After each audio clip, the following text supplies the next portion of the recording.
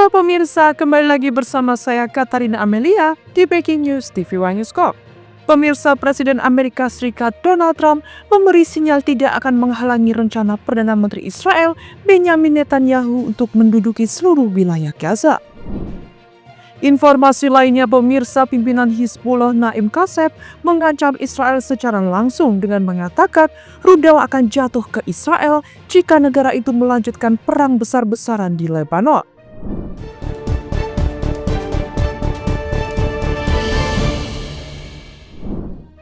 Presiden Amerika Serikat Donald Trump memberi sinyal tidak akan menghalangi rencana Perdana Menteri Israel Benjamin Netanyahu untuk menduduki seluruh wilayah Gaza. Trump menegaskan bahwa langkah militer sepenuhnya menjadi keputusan Israel.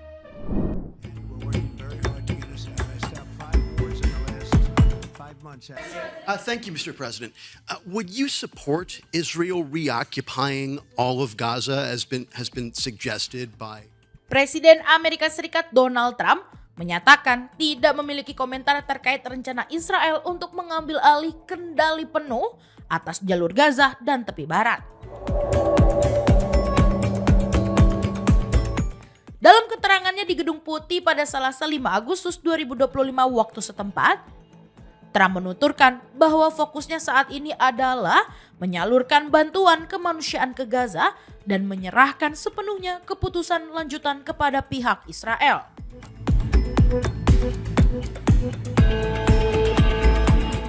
Pernyataan tersebut disampaikan tak lama setelah sejumlah laporan media menyebut bahwa Perdana Menteri Israel Benjamin Netanyahu telah memutuskan untuk menduduki seluruh wilayah Gaza.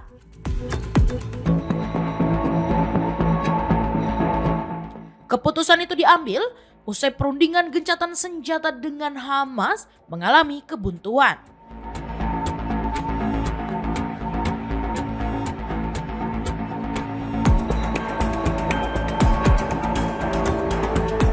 Salah satu pejabat senior yang dekat dengan Netanyahu, seperti dikutip surat kabar Yediot Ahronot, mengungkapkan bahwa Israel akan memperluas operasi militernya ke seluruh wilayah Gaza, termasuk ke area-area yang diyakini menjadi lokasi para sandera Israel, terlepas dari risiko yang mungkin timbul.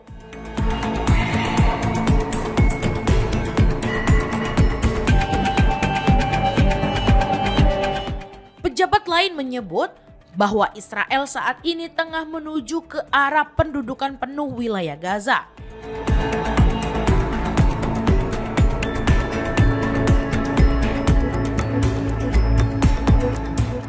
Stasiun televisi Channel 12 juga melaporkan hal serupa, menyebut bahwa langkah Netanyahu itu menandai perubahan besar dalam strategi militer Israel di wilayah tersebut. Operasi selanjutnya disebutkan akan mencakup wilayah-wilayah padat penduduk, termasuk kamp-kamp pengungsi di pusat kota.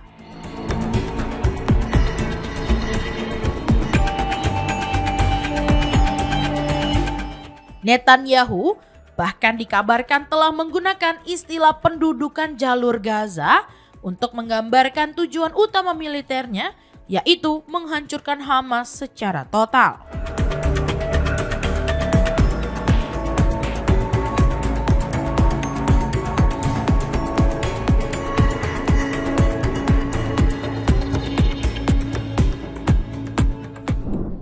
Perdana Menteri Israel Benjamin Netanyahu dikabarkan akan menduduki seluruh wilayah jalur Gaza dalam eskalasi terbaru konflik dengan Hamas. Keputusan ini disebut-sebut mendapat restu dari Presiden Amerika Serikat Donald Trump meski belum ada pernyataan resmi dari pihak Israel.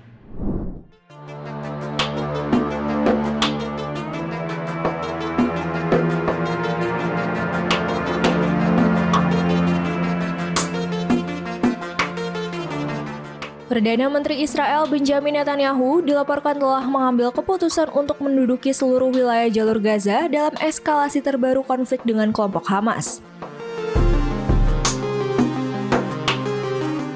Langkah tersebut juga disebut-sebut mendapat restu dari Presiden Amerika Serikat Donald Trump. Informasi tersebut diungkap sejumlah media Israel yang mengutip pejabat senior di Tel Aviv yang dekat dengan Netanyahu Selasa 5 Agustus. Meski demikian, belum ada pernyataan resmi dari kantor Perdana Menteri Israel terkait rencana tersebut. Langkah Netanyahu disebut sebagai perubahan besar dalam strategis militer Israel di Gaza sejak konflik pecah pada Oktober 2023.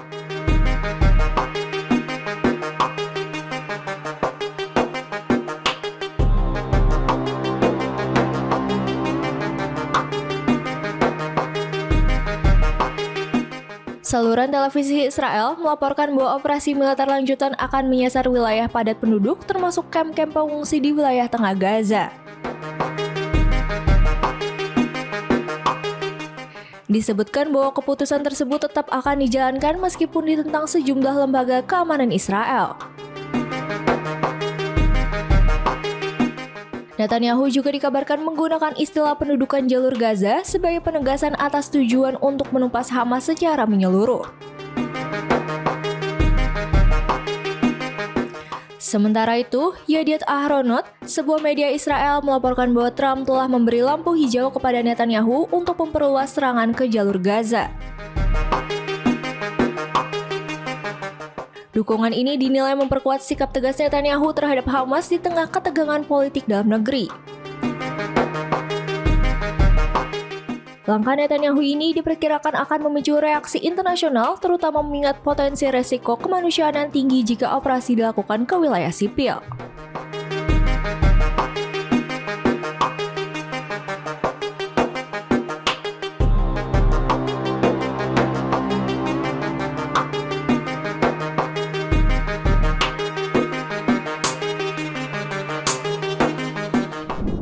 Juara dunia F1 Lewis Hamilton menyuarakan keprihatinan atas krisis di Gaza melalui Instagram, mengkritik minimnya respons dunia dan media barat terhadap kekerasan terhadap warga sipil. Ia menegaskan tak akan tinggal diam menghadapi ketidakadilan.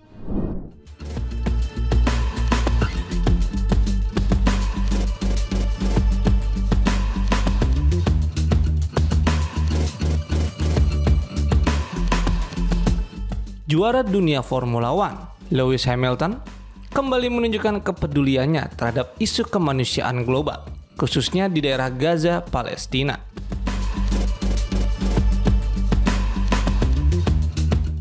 Melalui unggahan di Instagram Story miliknya, Hamilton menyampaikan kritik terhadap minimnya respon dunia internasional terhadap krisis kemanusiaan di Gaza, Palestina.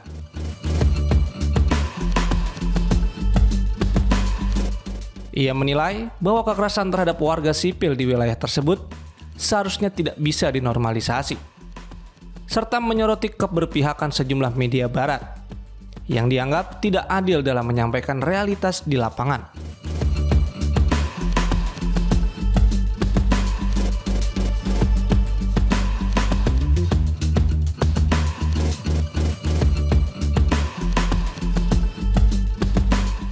Hamilton, yang dikenal vokal dalam berbagai isu sosial, menyatakan bahwa dirinya tidak akan tinggal diam menghadapi ketidakadilan.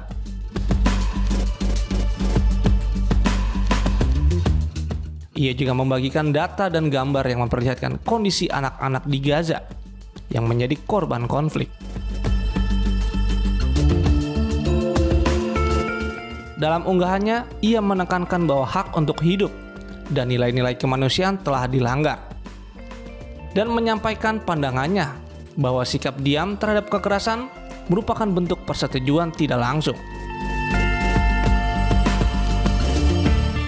Sikap Hamilton menjadi sorotan karena dinilai berbeda dari banyak publik figur di dunia olahraga yang cenderung menghindari isu sensitif. Di tengah tekanan dari sponsor dan risiko pembatalan kontrak atau citra, pembalap asal Inggris tersebut tetap menyuarakan solidaritasnya untuk Palestina.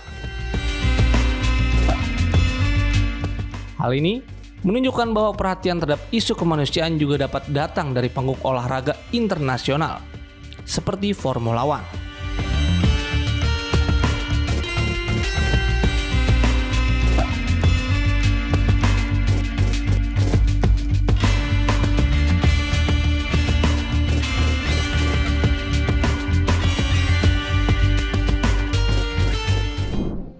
Ketua DPR Amerika Serikat Mike Johnson menjadi pejabat tinggi Amerika Serikat pertama yang mengunjungi permukiman ilegal Israel di tepi barat dalam langkah kontroversial yang memicu kecaman keras dari otoritas Palestina.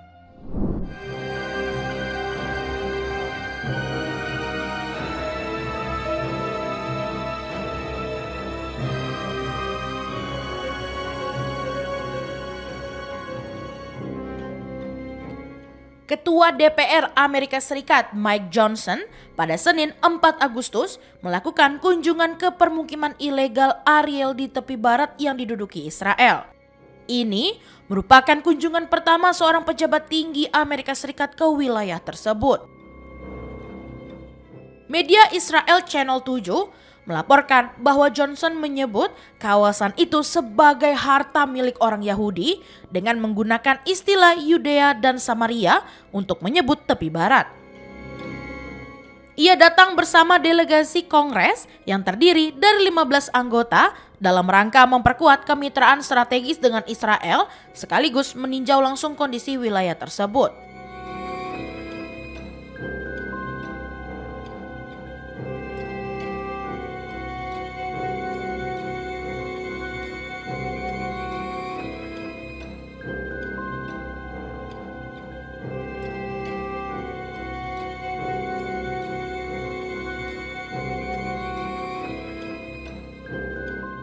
Selama kunjungan, rombongan turut menghadiri acara simbolis berupa penanaman pohon di permukiman Ariel. Wali kota Ariel, Yair Chatbon, menyebut kedatangan Johnson sebagai peristiwa bersejarah yang mencerminkan kedekatan nilai, persahabatan, dan kerjasama antara kedua negara.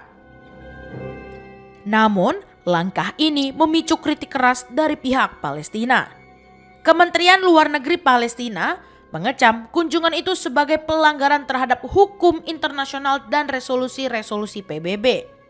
Otoritas Palestina juga menilai pernyataan Johnson sebagai bentuk provokasi yang bertentangan dengan sikap resmi pemerintah Amerika Serikat terkait status permukiman.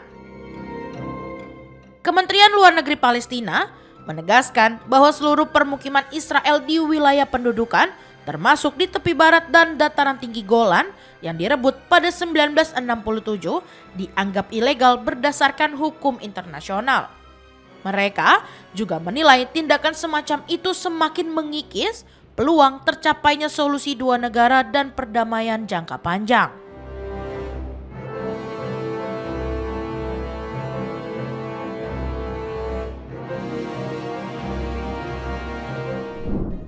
Aksi kontroversial Menteri Keamanan Nasional Israel Itamar Ben-Gvir yang mengunjungi kompleks Masjid Al-Aqsa di Yerusalem dinilai menantang aturan status quo yang telah berlangsung puluhan tahun, di mana warga Yahudi hanya diperbolehkan berkunjung tanpa berdoa.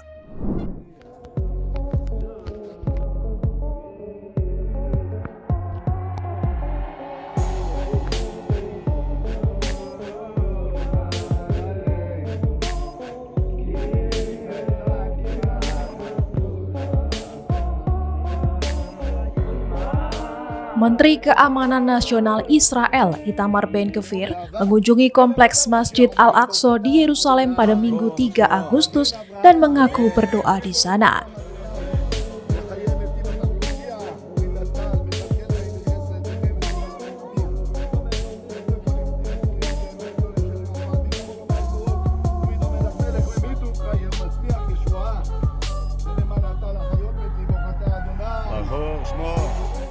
Tindakannya dinilai menantang aturan status quo yang telah berlangsung puluhan tahun, di mana warga Yahudi hanya diperbolehkan berkunjung tanpa berdoa.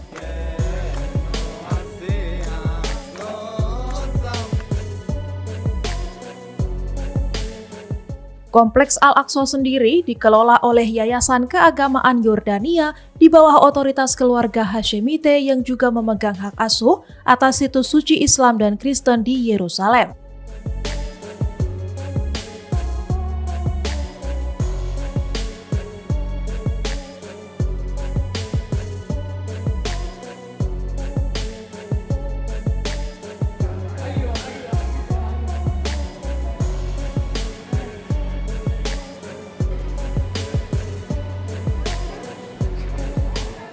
Perdana Menteri Israel Benjamin Netanyahu menyatakan bahwa kebijakan pemerintah terhadap status quo tidak berubah dan tidak akan berubah.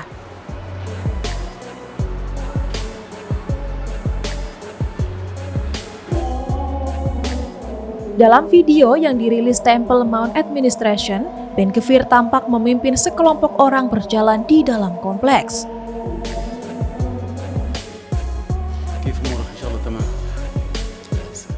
Kunjungan ini dilakukan bertepatan dengan peringatan Tisha B'Av, hari puasa Yahudi, untuk mengenang kehancuran dua kuil kuno yang pernah berdiri di lokasi itu.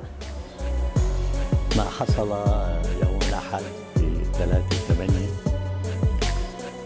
من انتهاكات خطيرة للمسجد الأقصى المبارك إنما يدل على الأطماع. Menurut pihak wakaf, Ben Gvir termasuk di antara 1.250 orang yang naik ke kompleks dan sejumlah dari mereka dilaporkan berdoa, berteriak, serta menari.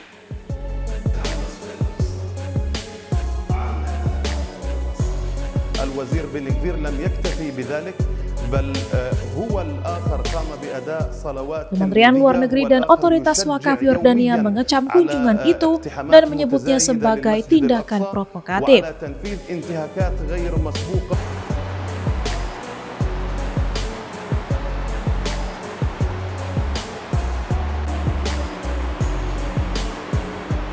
Ben Gvir sebelumnya juga pernah menyerukan agar doa Yahudi diizinkan di kompleks Al-Aqsa yang kerap memicu kemarahan dunia Muslim.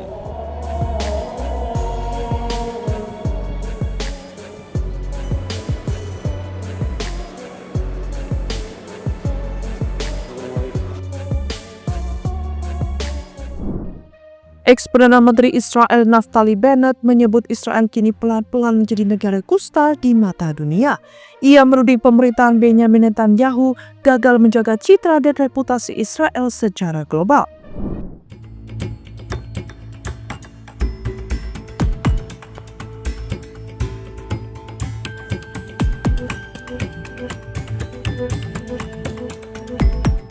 Ex-Perdana Menteri Israel Naftali Bennett menyebut Israel kini pelan-pelan menjadi negara kusta di mata dunia.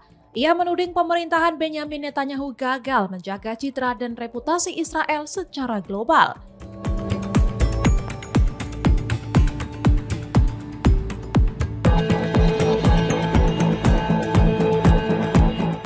Pernyataan itu ia sampaikan saat berada di New York, Amerika Serikat pada Selasa 5 Agustus. Bennett mengatakan bahwa sebagai orang yang lama tinggal dan bekerja di Amerika Serikat, ia belum pernah melihat reputasi Israel seburuk sekarang.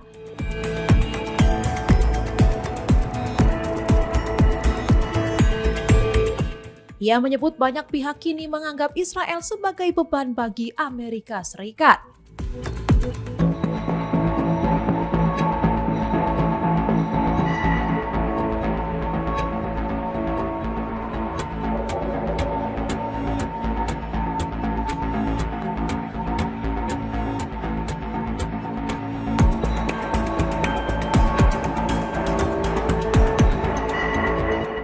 Bahkan kelompok sayap kanan pro-Israel termasuk pendukung MAGA disebut mulai menjauh dari Israel. Ia menilai generasi muda di Amerika Serikat termasuk Partai Republik semakin tidak simpati terhadap Israel.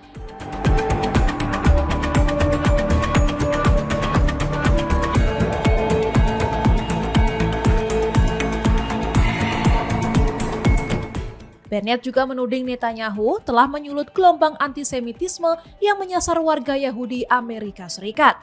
Ia mengatakan kelompok ekstrem kiri maupun kanan di Amerika Serikat mulai menyalahkan Yahudi atas berbagai masalah domestik.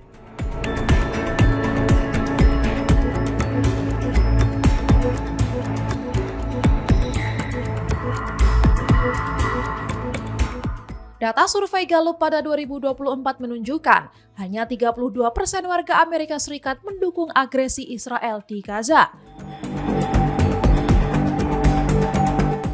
Untuk memulihkan citra, Bennett menyarankan Israel membangun mesin propaganda dan memanfaatkan jaringan hubungan yang ada.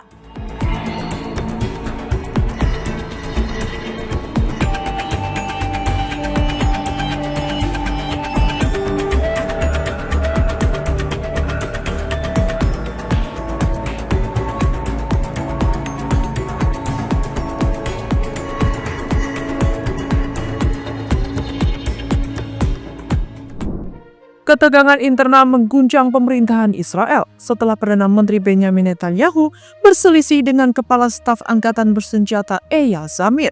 Hal ini menyusul rencana penaklukan total jalur Gaza yang menuai penolakan dari militer dan oposisi.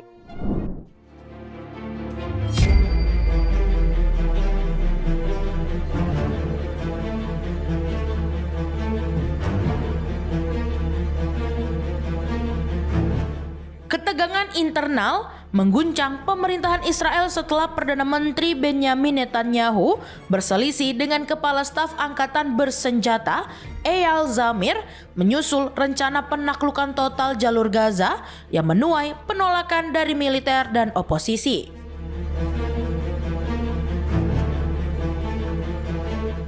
Laporan media Israel menyebutkan bahwa Eyal Zamir menolak rencana Netanyahu untuk menggelar operasi militer skala penuh di Gaza. Ia menilai strategi tersebut beresiko menjadi bumerang dan menyarankan pendekatan bertahap agar pertempuran mudah dihentikan jika negosiasi gencatan senjata kembali terbuka. Penolakan Zamir memicu reaksi keras dari Netanyahu yang dikabarkan memperingatkannya agar tidak menggunakan media sebagai sarana tekanan politik. Zamir bahkan disebut siap mundur jika upaya diplomasi dengan Hamas tidak diutamakan.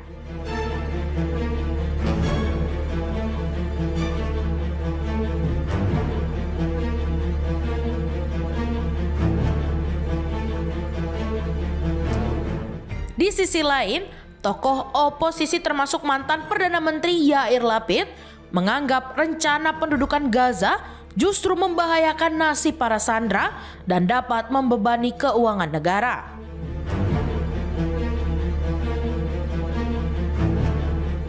Ia memperingatkan bahwa Israel akan menanggung seluruh biaya hidup 2 juta warga Gaza, termasuk listrik dan layanan publik jika wilayah itu dicaplok.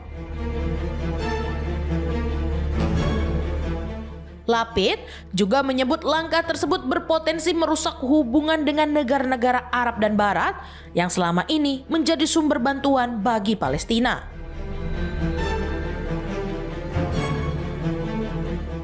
Meski dapat penolakan, Netanyahu tetap mendorong operasi di wilayah yang diyakini menjadi lokasi sandera. Seorang pejabat menyebut keputusan sudah final dan jika ada penolakan dari militer, maka jabatan bisa saja dipertaruhkan.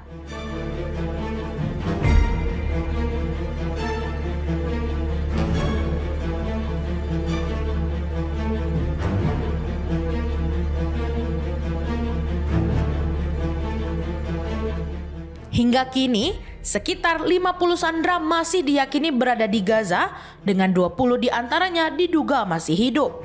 Sementara itu, proses negosiasi dengan Hamas kembali buntu.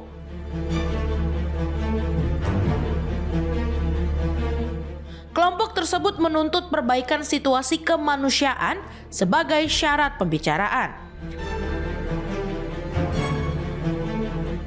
Selama agresi berlangsung, Israel membatasi masuknya bantuan, bahkan sempat menahan truk-truk kemanusiaan.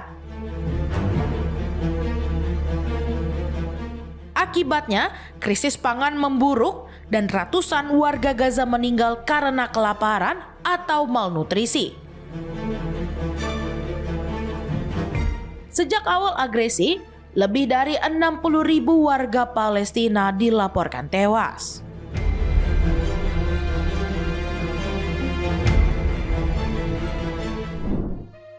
Iran tegas membantah telah ditinggalkan Rusia dan China dalam konflik bersenjata melawan Israel pada Juni lalu. Iran menyatakan bahwa tidak pernah meminta bantuan militer dari kedua negara tersebut.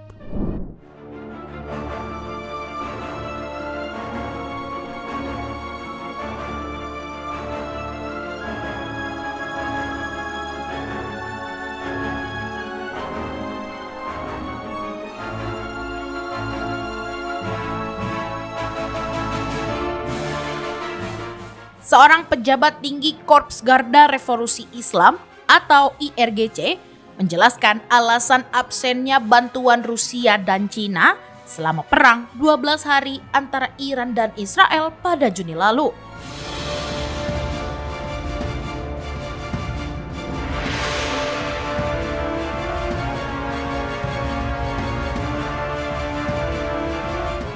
Brigadir Jenderal Yadola Javani menyatakan bahwa Teheran memang tidak meminta dukungan militer dari kedua sekutunya tersebut.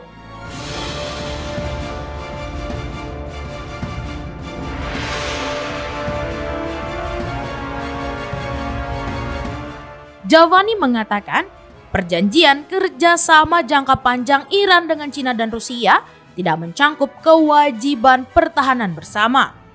Ia menegaskan perjanjian itu hanya mencangkup kerjasama militer dan penjualan senjata, bukan kewajiban untuk ikut berperang.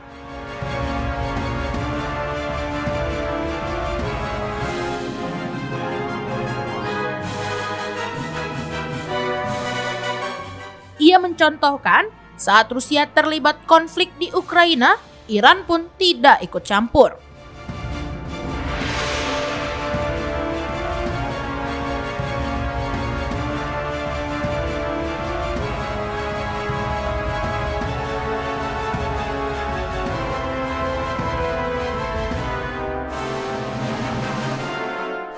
Selama konflik, Amerika Serikat turut mengebom 3 fasilitas nuklir Iran, yakni Natanz, Fordow, dan Isfahan.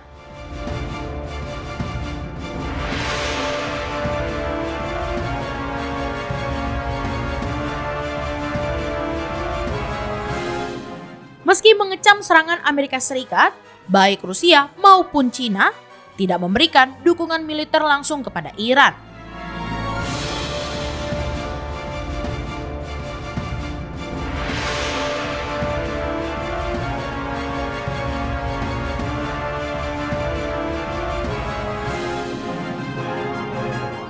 Komentar Javani muncul di tengah kritik media dan elit politik Iran atas respon dingin dari mitra strategisnya.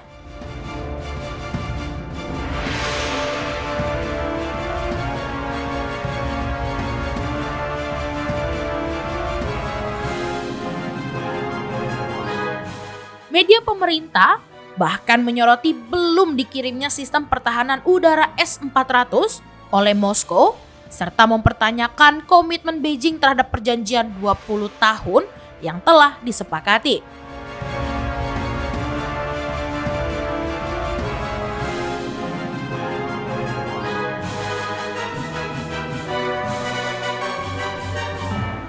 Meski demikian, Javani menilai Rusia tetap menunjukkan dukungan politik dan diplomatik yang kuat di forum internasional sesuai harapan Iran pada level tersebut.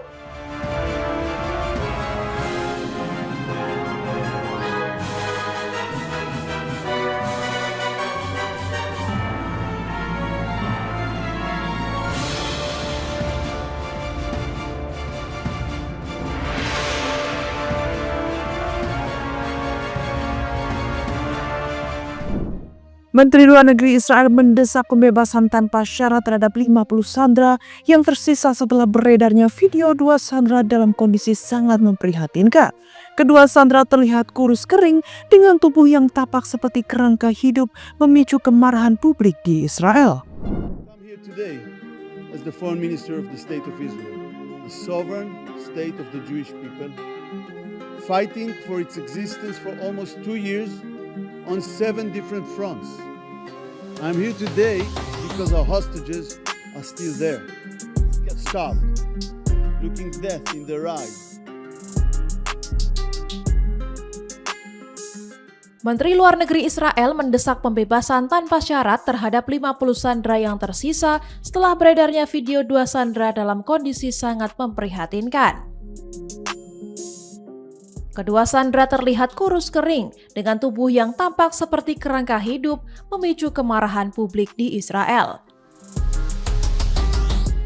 Video menunjukkan salah satu sandera mengalami cedera kaki dan tidak bisa berdiri, sementara yang lain menggali kuburnya sendiri dan mengaku tidak makan selama beberapa hari. Video tersebut dirilis oleh kelompok militan jihad Islam dan Hamas, menambah tekanan pada pemerintah Israel. Munculnya video itu semakin memperbesar desakan terhadap Perdana Menteri Israel untuk menyetujui gencatan senjata dengan Hamas.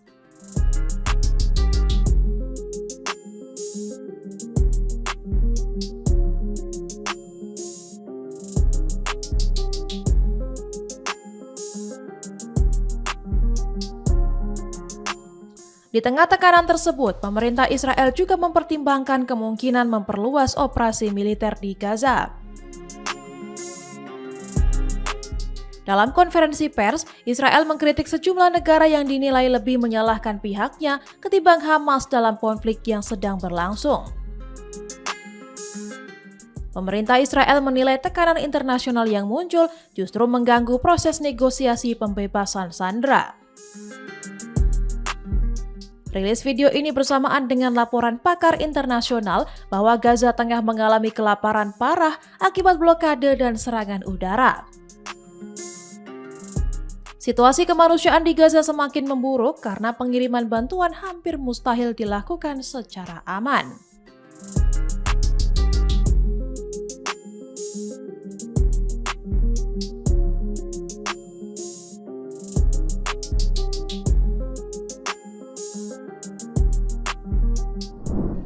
Pimpinan Hizbullah Naim Qassem mengancam Israel secara langsung dengan mengatakan rudal akan jatuh ke Israel jika negara itu melanjutkan perang besar-besaran di Lebanon.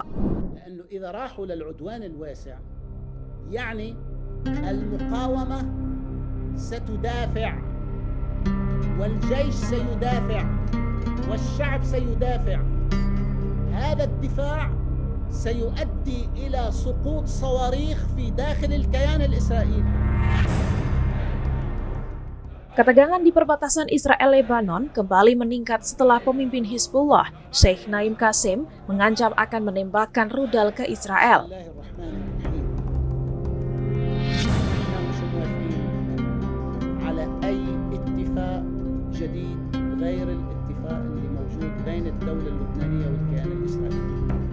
Pada pidato Selasa 5 Agustus, Qassem menyebut agresi besar Israel akan dibalas penuh dan bisa menghancurkan keamanannya dalam 1 jam.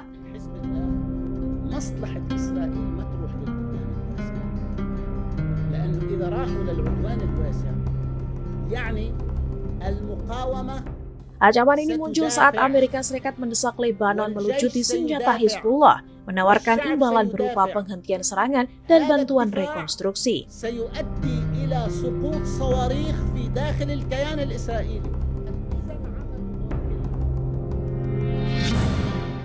Qassem menolak tegas, menyatakan diskusi soal pelucutan tak akan dimulai sebelum Israel menghentikan agresinya.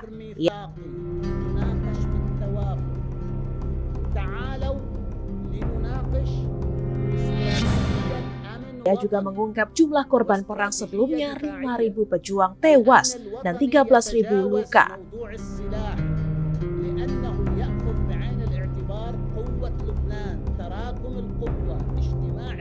Meski begitu, Hizbullah tetap merasa kuat dan siap jika perang kembali pecah.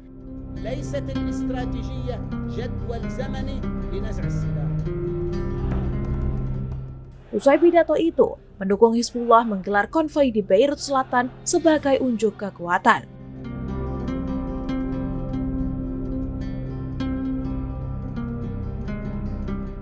Aksi itu memperkuat spekulasi bahwa perang berskala besar bisa kembali terjadi sewaktu-waktu.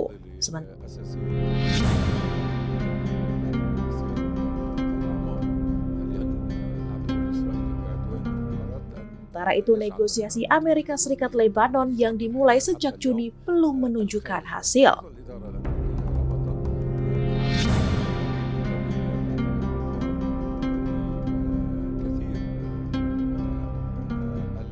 Kesabaran Amerika Serikat disebut menipis dan tekanan terhadap pejabat Lebanon terus meningkat.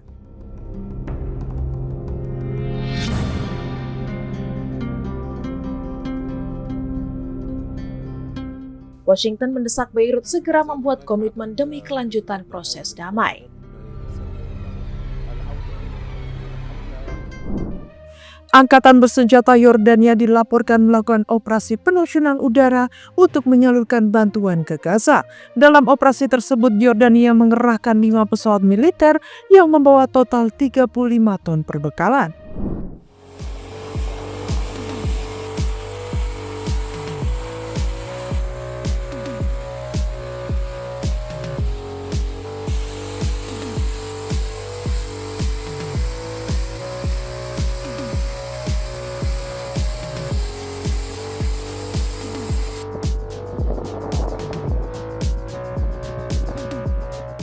Angkatan bersenjata Yordania dilaporkan melakukan operasi penerjunan udara pada hari Selasa 5 Agustus untuk menyalurkan bantuan kemanusiaan dan pertolongan ke wilayah Gaza.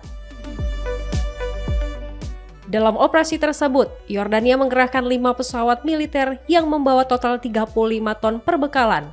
Informasi ini disampaikan oleh Pengadilan Kerajaan Yordania.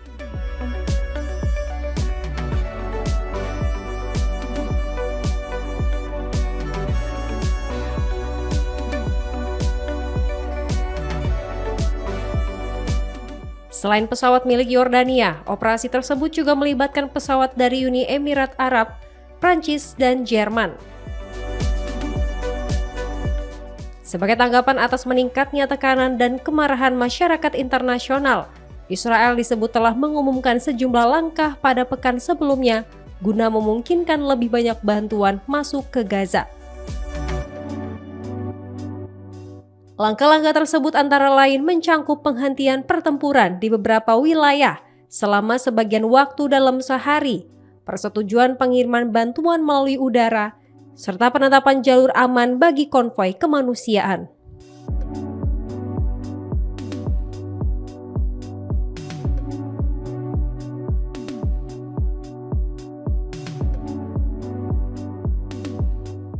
Sementara itu, pihak Hamas menyatakan kesediaannya untuk berkoordinasi dengan Palang Merah dalam mengirimkan bantuan kepada para sandera yang masih mereka tahan di Gaza. Namun, syarat yang diajukan Hamas adalah agar Israel membuka koridor kemanusiaan secara permanen dan menghentikan serangan udara selama proses pendistribusian bantuan berlangsung.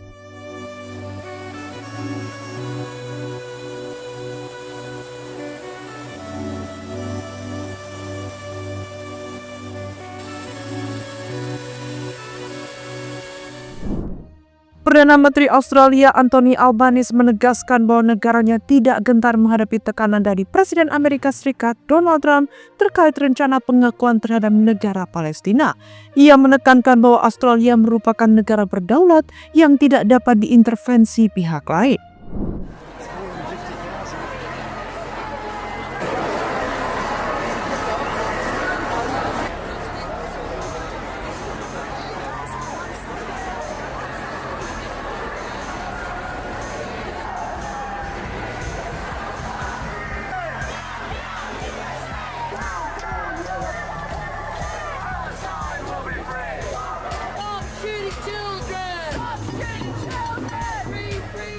Perdana Menteri Australia Anthony Albanese menegaskan bahwa negaranya tidak gentar menghadapi tekanan dari Presiden Amerika Serikat Donald Trump terkait rencana pengakuan terhadap negara Palestina.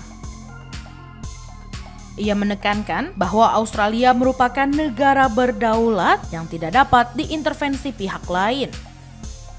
Albanese menyampaikan pernyataan tersebut menyusul aksi demonstrasi besar-besaran mendukung Palestina yang digelar di Jembatan Sydney pada Minggu 3 Agustus 2025. Ia menilai aksi yang diikuti puluhan ribu orang itu berlangsung damai dan menjadi bentuk kepedulian warga Australia terhadap situasi di Gaza. Terkait kemungkinan pengakuan resmi terhadap Palestina, Albanese menyebut pemerintahannya tengah menyusun langkah menuju perubahan kebijakan luar negeri yang disebutnya bersifat historis. Ia mengatakan perubahan tersebut hanya soal waktu dan cara pelaksanaannya. Albanese juga dikabarkan mempertimbangkan untuk melakukan pembicaraan langsung dengan Perdana Menteri Israel Benjamin Netanyahu. Langkah itu dipicu oleh tekanan dari internal Partai Buruh serta besarnya dukungan publik terhadap Palestina dalam unjuk rasa yang menurut kepolisian diikuti sekitar 90.000 peserta. Namun, panitia penyelenggara dari Palestina Action Group Sydney mengklaim jumlah peserta mencapai 300.000 orang, termasuk diantaranya pendiri Wikileaks Julian Assange. Meski belum menentukan waktu pasti, Australia disebut akan bergabung dengan sejumlah negara barat termasuk Prancis, Kanada, dan Inggris yang berencana memberikan pengakuan resmi terhadap Palestina pada sidang umum PBB bulan September mendatang. Sikap negara-negara tersebut memicu kecaman keras dari pemerintah Israel dan Gedung Putih. Trump bahkan menaikkan tarif impor produk Kanada dari 25% menjadi 35% sebagai bentuk protes atas keputusan Kanada. Menanggapi langkah itu, Perdana Menteri Kanada Mark Carney menyatakan akan segera membuka pembahasan dengan Trump terkait kelanjutan kerjasama perdagangan kedua negara.